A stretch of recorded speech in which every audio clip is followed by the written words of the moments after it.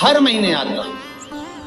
जब आपके हृदय में कभी कोई बात आ जाए कि बाबा आज मेरा मन ये कह रहा है और आपको सुनना है बाबा, आपको स्वीकारना है बाबा, आपको मेरे मन की बात जानना है बाबा, बस हाथ में चंदन लगाया, बेलपत्री का भाग इस तरह से पकड़कर शिव जी से अपने हृदय की बात कहकर, मेरे देवाधिदेव महादेव से दिल से कहकर, अशोक सुंदरी वाली जो जगह होती है, आपको बताया है अशोक सुंदरी का जो स्थान होता है, ये शिवलिंग या अशोक सुंदरी की जगह, इस बेलपत्र को अशोक सुंदरी वाली जगह पर जहाँ शिवलिंग है, शिवलिंग की साइड पर पहले नंबर की पत्ती का मुख होना चाहिए, बस उसको रख दीजिए और उस पर थोड़ी देर हाथ रखकर अपने हृदय की बात मेरे महादेव को दिल से कहकर आ जाइए।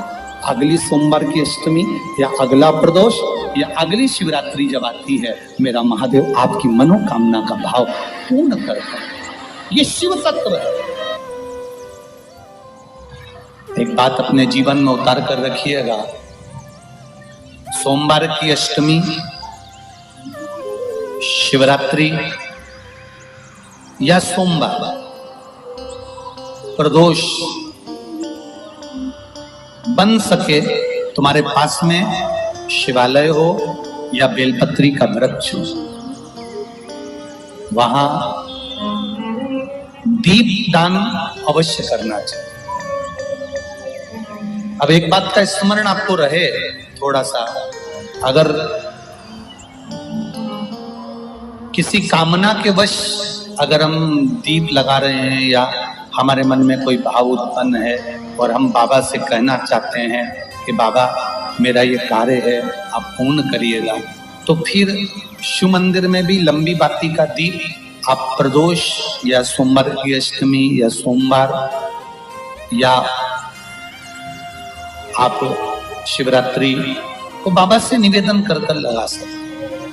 हाँ, विशेष जब कोई एक बहुत बड़ी बात हो और आपके कार्य में कहीं अटकल हो रही हो, तो एक ही दीप में दो बाती, शिव और शक्ति, लंबी बाती बनाई, शिव और शक्ति के नाम से दो बाती एक साथ एक दीप में भी लगा सकते। पर कब?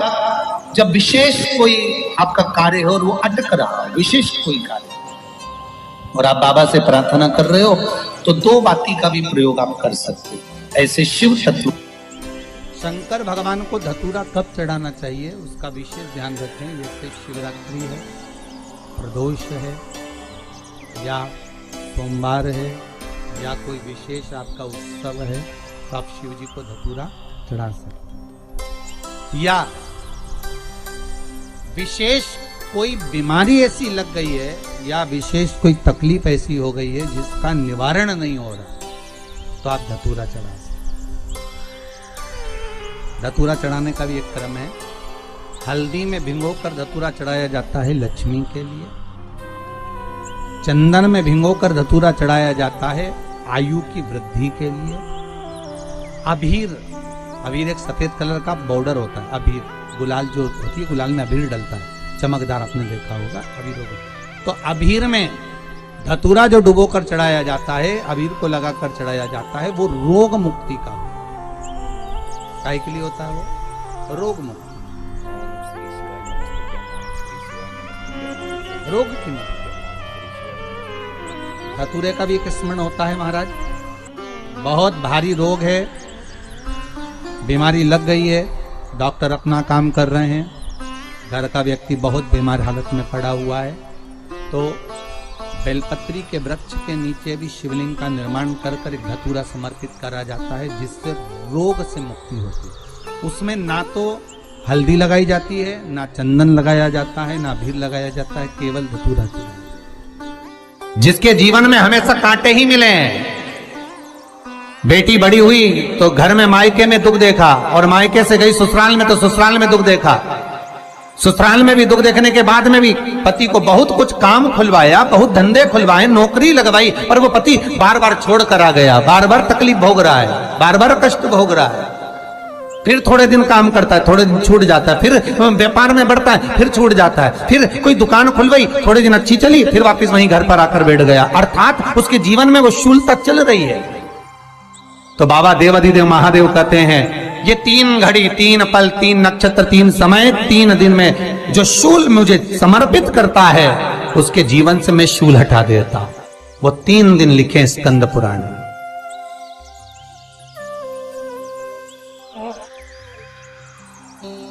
महाराज, बैसाख महीने में जो प्रदोष आती है, बैसाख के महीने में बहुत ध्यान से सुनना भाई, जो अपनी जिंदगी से बहुत तंग आ गए हो, परेशान हो गए हो, कष्टमय जीवन जी रहे हो, बहुत दुखी हो गए हो, उनके लिए ये स्कंद पुराण का चरित्र फिर मिले ना मिले, आप प्रेम से सुन लो भाव से।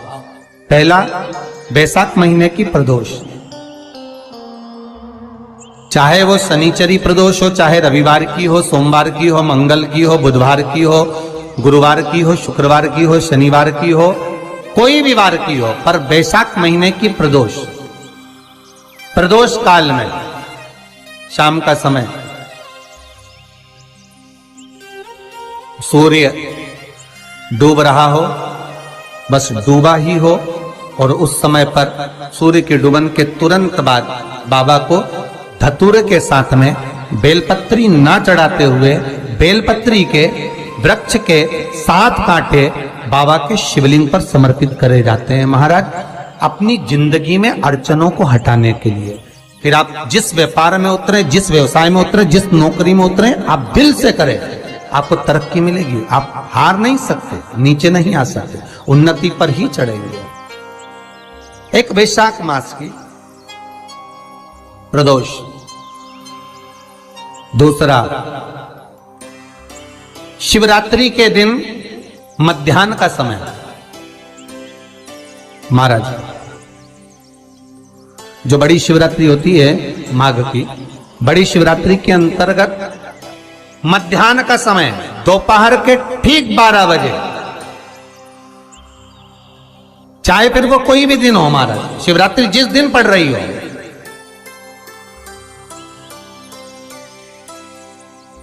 उस दिन भी धतूरे के साथ बाबा को 7 कांटे बेलपत्री के वृक्ष के समर्पित होते हैं महाराज। इसमें आप ये वाले जो कांटे हैं, जो शिवरात्रि के दोपहर 12 बजे वाले हैं, अगर कोई मदिरा पीने वाला हो, व्यसन में डूबने वाला हो, कोई जुआ खेलने वाला हो, कोई गलत वैश्यावृत्ति करने वाला, या अपने मार्ग से विचलित कोई व्यक्ति है, उसके लिए भी ये कांटे बहुत काम आते हैं महाराज। दूसरा, पार्वती, तेरे द्वारा तेरे नयन अश्रु से जो प्रगटा हुआ बेल का वृक्ष है, द्वितीय शूल मैं वहां धारण करता हूं। तृतीय शूल, तीसरा शूल जो वर्णन करा गया महाराज।